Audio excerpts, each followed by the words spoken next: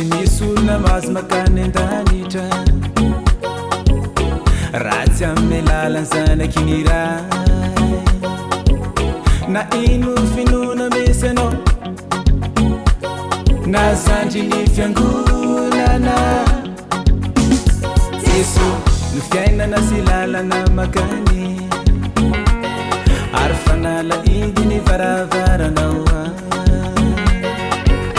tsy afaka miditra makany ratsy amin'ny lalany Jesosy eria fa ianao ireriane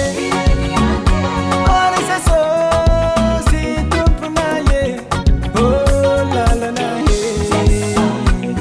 makany atranon'iray lalana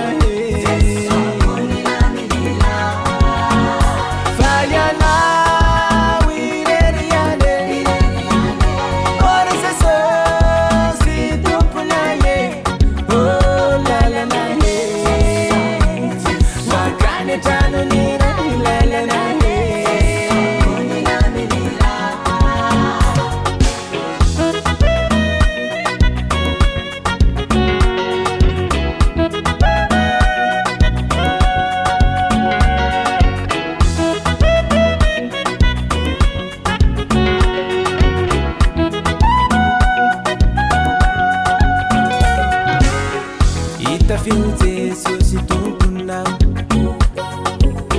dia ovonjeny fanahinao hotahina ianao mandra-patonganao menenao zahiry ny fonao ny lalitra foiny hoanao Jesosy amo lalana sua tena azo antoka-tokoa fa ianao ireriane ora Jesosy tomponaye oh lalana makany atranon'iray lalana